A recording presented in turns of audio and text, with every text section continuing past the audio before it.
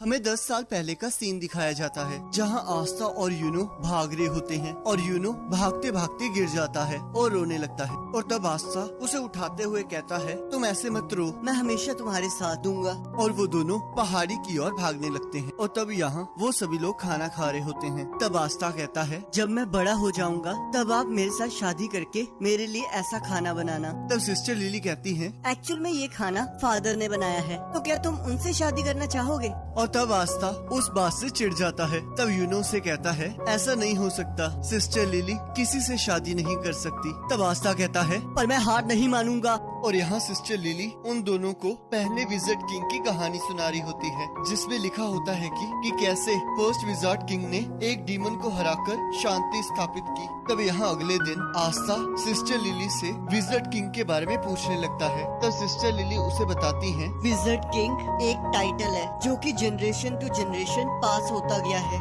ये wizard king की power ही है जिसकी वजह से क्लोवर किंगडम में शांति है, और वो किंग के बाद दूसरा सबसे इम्पोर्टेंट पर्सन है। तब आस्था कहता है, तो फिर तय हो गया, अगला विजार्ड किंग मैं बनूंगा। जिसे सुनकर सिस्टर लिली और यूनो दोनों हैरान हो जाते हैं। तब सिस्टर लिली के पूछने पर आस्था बताता है, क्योंकि विजार्ड किंग ने डीमन को हराया था, तो इसका मतलब वो जरूर बहुत ज्यादा स्ट्रॉन्ग और कूल होंगे। मैं बस बड़ा होके उनकी तरह बनना चाहता हूँ, और अगर मैं एक बार विजार्ड किंग बन गया तब मैं आप सबकी लाइफ को इजी बना पाऊंगा, और मैं इस बेकार सी चर्च को ठीक करवा दूंगा। और जब मैं एक बार विजार्ड किंग बन जाऊंगा तब आप मेरे साथ शादी कर लेना। पर सिस्टर लिली उसे फिर से मना कर देती हैं। तब हम देखते हैं सर्दियों का मौसम आ चुका होता है और आस्था अपने मैजिक को यूज करने की कोशिश कर रहा होता है, पर हम देखते हैं उस कोशिश का कोई फायदा नहीं हो रहा होता। तब आस्था कहता है, सिस्टर लिली मैं आपकी मदद कर देता हूँ और फिर आप मुझसे बाद में शादी कर लेना। पर हम देखते हैं सिस्टर लिली फिर से मना कर देती है। और तब आस्था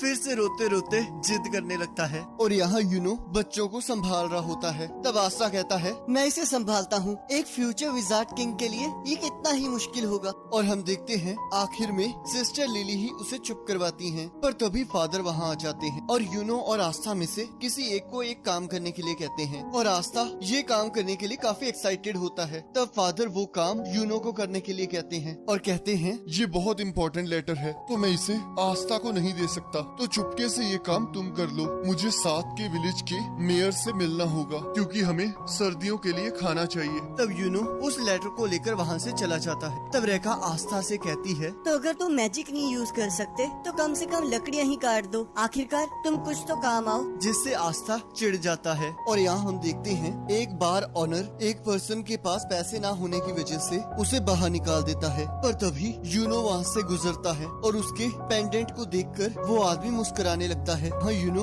उस लेटर को सक्सेसफुली डिलीवर कर देता है। तब वो पर्सन यूनो को रोक लेता है और यहाँ सिस्टर लिली यूनो की फिक्र कर रही होती है। तब वो पर्सन यूनो को मारकर उसका पेंडेंट ले लेता है और यूनो रोते रोते अपना पेंडेंट वापस मांग रहा होता है और अपने मैजिक को यूज करने लगता है। तब वो पर्सन कहता है, अगर तुम इस बेकार से स्पेल से मेरे साथ लड़ोगे तो मारे जाओगे। पर तभी हम देखते हैं आस्था आके उस आदमी के ऊपर कूद जाता है और वो आदमी उसे दूर फेंक देता है। पर आस्था फिर भी उस आदमी को नहीं छोड़ रहा होता और वो आदमी बार बार आस्था को मार रहा होता है। पर हम देखते हैं आस्था फिर भी हार नहीं मान रहा होता, जिससे तंग आकर वो आदमी उस पेंडेंट को वहीं फेंक कर वहाँ से चला जाता है और आस्था नीचे गिर जाता है और यूनो उससे माफी मांगने लगता है। तब आस्था कहता है, तुम मेरी इतना चिंता मत करो, मैंने तो तुम्हें पहले ही कहा था मैं हमेशा तुम्हारा साथ दूंगा। और यहाँ प्रेजेंट में यूनो सोच रहा होता है, तुमने हमेशा वो किया है जो हम कभी सोच भी नहीं सकते। और यहाँ रेवची कह रहा होता है, तुम्हारे पास तो कोई मैजिक ही नहीं था, तो तुम्हारे पास ये ग्रीन वॉर कैसे आई? आखिरकार तुम हो क्या? और तर रेवची अपनी चेन से आस्था के ऊपर हमला करने लगता है और आस्था अपनी तलवार से उसके मैजिक को काट देता है और अपनी पूरी पावर से उसके ऊपर हमला करने लगता है और कहता है, चाहे मेरे पास कोई मैजिकल पावर ना हो, पर मैं फिर भी विजार्ड किंग बन के रहूंगा और कभी हारना मानना यही मेरा मैजिक है। और उसे दीवार में पटक देता है और कहता है, मैंने हमेशा अपनी बॉडी को ट्रेन किया है, तो आखिरकार वो आज मेरे काम आ ही गया। और हमें फिर से पास्ट का सीन दिखाया जाता है जहाँ यूनो आस्था से माफी मांग रहा होता है। तब आस्था कहता है, ये तो कुछ भी नहीं है, तुम्हारी इसमें कोई गलती नहीं है और मैं विज़र्ड किंग बनके तुम्हें और बाकी सबको बचाऊंगा और तुम्हें किसी चीज की भी चिंता करने की जरूरत नहीं पड़ेगी और मैं सभी को ये प्रूफ कर दूंगा, चाहे आप गरीब हो या फिर अनाथ, आप फिर भी विज़र्ड किंग बन सकते हैं। कोई भी ये कर सकता है अगर कोई पूरी शिद्दत से करना चाहे, चाहे वो मैं हूँ या फिर तुम। और तब यूनो अपने आंसुओं को पोंछकर कहता है, अब से मैं कभी नहीं रोऊंगा, मैंने सोच लिया है, मैं भी विज़र्ड किंग बनूंगा और मैं भी स्ट्रॉन्ग होके तुम सभी को बचाऊंगा ताकि मैं तुम सभी की जिंदगियों को अच्छा बना सकूं और मैं कभी हार नहीं मानूंगा। और यहाँ प्रेजेंट में आस्था यूनो को अपनी ग्रिम वॉर दिखा रहा होता है। तब यूनो कहता है, तो तुमने आज मुझे फिर से बचा लिया और एक दिन मैं इस उधार को जरूर चुका दूंगा। आस्था, क्या तुम्हें हमारा प्रॉमिस याद है? और तब हमें वो प्रॉमिस दिखाया जाता है जहाँ वो दोनों एक दूसरे को अपना राइवल मानते हैं। तब आस्था कहता है, मुझे तो लगा था तुम भूल चुके होगे। तब यूनो कहता है, वो तुम थे आस्था जिसने मुझे उम्मीद दी थी कि हम जैसे लोग भी इस दुनिया में कुछ बड़ा हासिल कर सकते हैं और इसे पूरा करने के लिए तब वो दोनों कहते हैं, हम विज़र्ड किंग बनने के लिए अपनी पूरी जी जान लगा देंगे। और यहाँ हम देखते हैं एक डीमन शहर पर हमला कर देता है और तब एक विज़र्ड आकर उसे हरा देता है और हमें बताया जाता है कि जब एक डीमन की वजह से पूरी ह्यूमैनिटी पर खतरा था तब एक अकेले विज़ार्ड ने आकर पूरी इंसानियत को बचाया था और तब उसे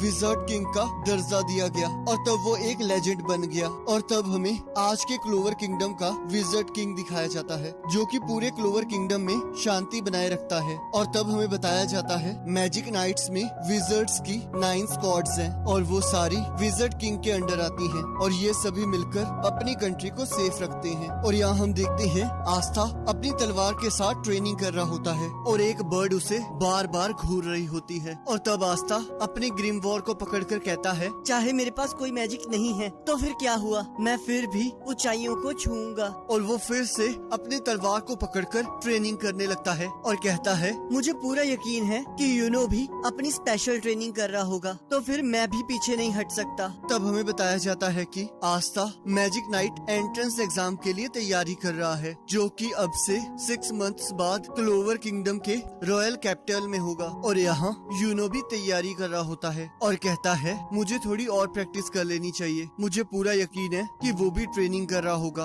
और तब यहाँ ग्रीमोर टावर में फादर कहते हैं, यूनो का तो मुझे समझ आ रहा है, पर क्या आस्था को भी इस एग्जाम में अलाउ करना सही रहेगा? तब ग्रीमोर टावर का ओनर कहता है, अगर वो करना चाहता है तो इसमें कोई बुराई नहीं है। हमारे साथ और भी यहाँ के बच्चे थे पर लगता है वो लोग एग्जाम देने से डर गए हैं। पर फादर फिर से बार बार वही सवाल पूछ रहे होते हैं और ग्रीमोर टावर का ओनर सेम आंसर दे रहा होता है और कहता है, अब मुझे समझ आया कि अगर आस्था रॉयल कैपिटल चला जाएगा तो तुम्हें अकेलापन महसूस होगा। तब फादर कहते हैं, ऐसी कोई बात नहीं है, हमें पता है कि आस्था फेल होने वाला है तो फिर इस एग्जाम में पार्टिसिपेट करने का क्या पॉइंट, और बाकी बच्चे भी तो उसे बहुत मिस करेंगे और तुम दोनों मुझे ऐसा देखना बंद करो। तब सिस्टर लिली कहती हैं, मैं भी उन्हें मिस करूंगी पर उन्हें अपने अपने रास्ते पर जाने देना चाहिए। तब ग्रीमोर टावर का ओनर कहता है, तुम इस तरह सोचो, अगर यूनो जीत भी जाएगा तो आस्था हार कर तो वापिस ही आ जाएगा। तब फादर खुश होकर कहते हैं, आप सही कह रहे हैं, चाहे यूनो चला जाएगा पर आस्था तो हमारे पास वापिस ही आ जाएगा। और अब आस्था की ग्रिम वॉर के बारे में बात करते हैं। तो क्या आपको सच में लगता है कि वो एक ग्रिम वॉर है, क्योंकि आस्था के पास तो कोई मैजिक ही नहीं है? तब ग्रीमोर टावर का ओनर कहता है, मुझे इसके बारे में कुछ नहीं पता। और सोचता है, 5 लीफ क्लोवर, ये बहुत अजीब बात है। और यहाँ आस्था ट्रेनिंग करते हुए चर्च की तरफ जा रहा होता है और आस्था को देखकर यूनो भी भागना शुरू कर देता है। तब वो दोनों चर्च पहुँच जाते हैं। तब आस्था पूछता है, हम दोनों में से फर्स्ट कौन आया? तब नैश कहता है, यूनो तुमसे थोड़ा ज्यादा फास्ट था। तब आस्था कहता है, चलो देखते हैं चर्च के अंदर पहले कौन जाता है। तब यूनो आस्था को हवा में उड़ा देता है और कहता है, मैं जीत गया। और यहाँ आस्था नींद में विज़र्ड किंग बनने के सपने देख रहा होता है और अगले दिन आस्था ट्रेनिंग कर रहा होता है और नैश उससे मिलने आता है और आस्था पूछता है, आखिरकार तुम यहाँ क्या कर रहे हो? तब नैश कहता है, मैं बोर हो रहा था तो फिर मैं तुम्हारे जैसे बेवकूफ की ट्रेनिंग देखने आ गया। जिससे आस्था तंग हो जाता है। तब नैश पूछता है, पर मुझे ये नहीं समझ आ रहा, जबकि तुम कोई मैजिक यूज ही नहीं कर सकते तो फिर तुम मैजिक नाइट एग्जाम क्यों दे रहे हो? तुम तो उसमें फेल ही हो जाओगे ना। तब आस्था कहता है, पर ये अभी तक डिसाइड नहीं हुआ है। देखो अब मेरे पास ग्रिमोर आ चुकी है तो फिर मैं मैजिक नाइट्स में दाखिल हो सकता हूँ और एक दिन मैं विजिट किंग बन के रहूँगा। तब नैश गुस्से में कहता है, ये कभी नहीं होने वाला। हम जैसे लोगों को सपने देखने की कोई आजादी नहीं है। तब आस्था उसके पास आकर जोर से कहता है, तुम इस तरह हार नहीं मान सकते। इस दुनिया में कुछ भी हो सकता है। तुम मुझे ही देख लो, मैं अपने ड्रीम को फॉलो कर रहा हूँ। चाहे तुम जितने मर्जी गरीब हो पर तुम फिर भी कुछ भी कर सकते हो। तो इसलिए मैं अपने ड्रीम को पूरा करके लोगों को खुश करना चाहता हूँ और मैं मैजिक नाइट्स को ज्वाइन करके और विजिट किंग बन के ये प्रूव कर दूंगा। और यहाँ रात को यूनो और आस्था के जाने से पहले एक पार्टी रखी होती है और तब आस्था फादर को बहुत प्यार से देख रहा है। तब फादर कहते हैं, ये अकेले तुम्हारे लिए नहीं है और वैसे तो ये यूनो के लिए ही है, क्योंकि यूनो ही सिर्फ इस एग्जाम को पास करेगा। एग्जाम में फेल होने के बाद शर्मिंदा होने की जरूरत नहीं है और वैसे भी कोई ये एक्सपेक्ट नहीं कर रहा कि तुम पास हो जाओगे। चाहे जो मर्जी हो जाए, ये हमेशा तुम्हारा घर रहेगा। तब आस्था कहता है, ये सारी बातें आप यूनो को भी कहोगे ना? तब फादर मना कर देते हैं। तब आस्था कहता है, ये गलत बात है। मैं एक दिन विजिट किंग बनूंगा और तब मैं सिस्टर लिली से शादी करने वापस आ जाऊंगा। तब सिस्टर लिली अपने मैजिक से आस्था के एक पंच मारती हैं और सभी को खाना खाने के लिए कहती हैं और अगले दिन वो सभी आस्था और यूनो को अलविदा कहने लगते हैं। तब नैश कहता है, इतनी चिंता मत करो, आस्था बहुत जल्द वापस आने वाला है। पर अगर आस्था, अगर तुम किसी तरह मैजिक नाइट में एंटर हो गए तब मैं भी विश्वास कर लूंगा कि इस दुनिया में सपने पूरे होते हैं और मैं जो चाहूँ वो बन सकता हूँ। तो क्या पता किसी दिन मैं भी मैजिक नाइट बन जाऊँ। तब वो दोनों वहाँ से चले जाते हैं। तब सिस्टर लिली सोचती हैं, मुझे यकीन नहीं हो रहा कि ये दोनों इतने बड़े हो चुके हैं और जब से मैं आस्था से मिली हूँ वो हमेशा से पूरी फुल एनर्जी में रहता था। और बताती हैं कि आस्था पहले से ही ऐसा ही था। और सिस्टर लिली सोचती हैं, और यूनो भी आस्था की वजह से स्ट्रॉन्ग बन गया। Best of luck boys. और यहाँ हमें बताया जाता है कि गर्मियों में आस्था और यूनो ने रॉयल कैपिटल की ओर अपनी जर्नी स्टार्ट कर दी है ताकि वो मैजिक नाइट एग्जाम में पार्टिसिपेट कर सके। और रॉयल कैपिटल हेज विलेज से काफी दूर है। तब आस्था कहता है, पता नहीं रॉयल कैपिटल कैसी दिखती होगी और क्या पता हम विजिट किंग से भी मिल पाएं। तब यूनो कहता है, उन्हें मिलने से पहले हमें सबसे पहले मैजिक नाइट एग्जाम पास करना होगा। तब आस्था भागते हुए कहता है, मुझे जल्दी पहुंचकर विजिट किंग बनना है। तब यूनो कहता है, चाहे तुम जितनी मर्जी जल्दी वहाँ पहुँच जाओ पर इसका विजिट किंग बनने से कोई लेना देना नहीं है। और तब आस्था सपनों में विजिट किंग बनके सिस्टर लिली को साथ घुमाने ले जाता है और उस चीज की एक्टिंग कर रहा होता है। तब यूनो कहता है, क्या तुम मैजिक के बिना उड़ भी सकते हो? तब आस्था कहता है, मुझे पूरा यकीन है कि मैं अपनी ग्रिमोर की मदद से ये सब कुछ कर लूंगा। अगर आप हार नहीं मानोगे तो आप कुछ भी कर सकते हो। चलो जब तक हम रॉयल कैपिटल नहीं पहुंच जाते तब तक हम ट्रेनिंग करते हैं। और तब वो दोनों भागते भागते थक जाते हैं पर आस्था